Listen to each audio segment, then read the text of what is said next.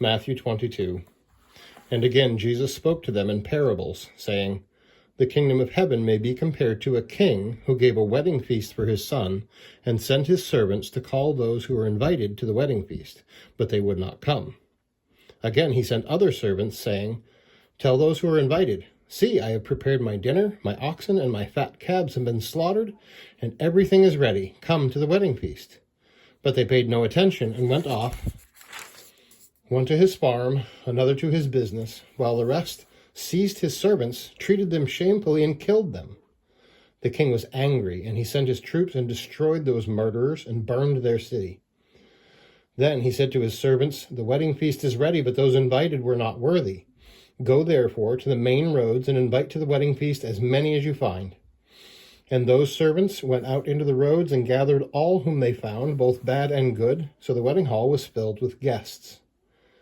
But when the king came in to look at the guests, he saw there a man who had no wedding garment. And he said to him, Friend, how did you get in here without a wedding garment? And he was speechless.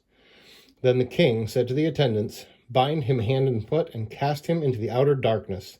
In that place there will be weeping and gnashing of teeth, for many are called, but few are chosen. Then the Pharisees went and plotted how to entangle him in his words, and they sent their disciples to him along with the Herodians, saying, Teacher, we know that you are true and teach the way of God truthfully, and that you do not care about anyone's opinion, for you are not swayed by appearances. Tell us then, what do you think? Is it lawful to pay taxes to Caesar or not? But Jesus, aware of their malice, said, Why put me to the test, you hypocrites? Show me the coin for the tax. And they brought him a denarius. And Jesus said to them, Whose likeness and inscription is this? They said, Caesar's. Then he said to them, Therefore render to Caesar the things that are Caesar's, and to God the things that are God's. When they heard it, they marveled, and they left him and went away. The same day Sadducees came to him, who say that there is no resurrection. And they asked him a question, saying, Teacher, Moses said, If a man dies having no children, his brother must marry the widow and raise up offspring for his brother. Now there were 7 brothers among us. The first married and died, and having no offspring left his wife to his brother. So too the second and third down to the 7th. After them all the woman died. In the resurrection, therefore, of the 7, whose wife will she be? For they all had her. But Jesus answered them, You are wrong, because you know neither the Scriptures nor the power of God. For in the resurrection they neither marry nor are given in marriage, but are like angels in heaven. And as for the resurrection of the dead, have you not read what was said to you by God? I am the God of Abraham, and the God of Isaac, and the God of Jacob. He is not God of the dead, but of the living. And when the crowd heard it, they were astonished at his teaching. But when the Pharisees heard that he had silenced the Sadducees, they gathered together, and one of them, a lawyer, asked him a question to test him. Teacher, which is the greatest commandment in the law? And he said to him, You shall love the Lord your God with all your heart, and with all your soul, and with all your mind. This is the great and first commandment. And a second is like it, You shall love your neighbor as yourself. On these 2 commandments depend all the law and the prophets. Now while the Pharisees were gathered together, Jesus asked them a question, saying, What do you think about the Christ? Whose son is he? They said to him, The son of David.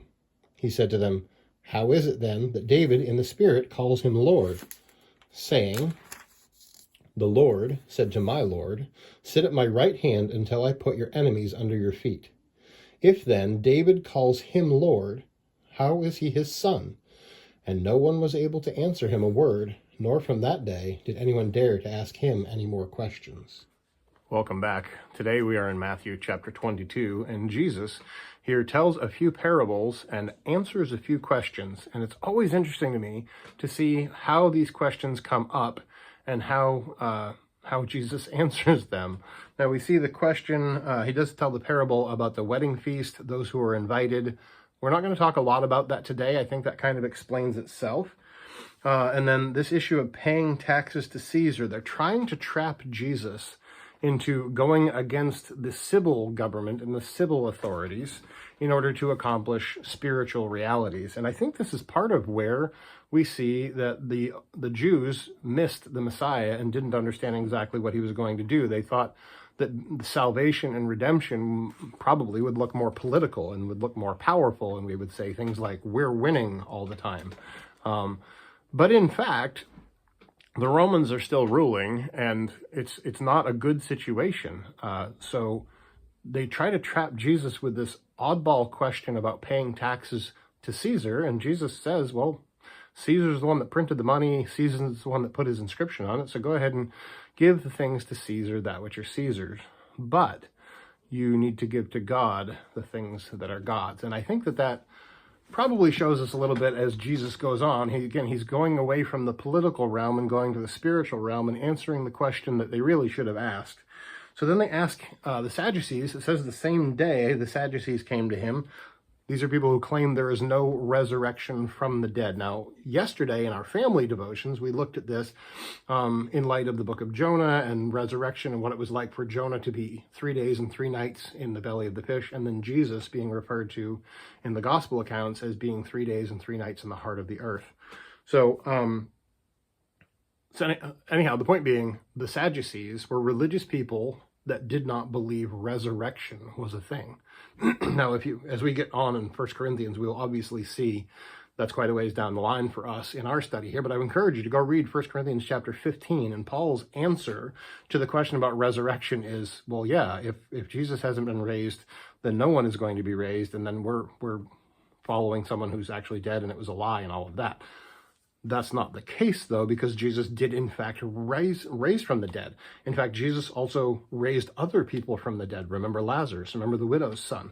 Remember this and that and the other. And there are other resurrections, people who were dead that were brought back to life, even in the Old Testament. And then Jesus specifically performs that in the New Testament.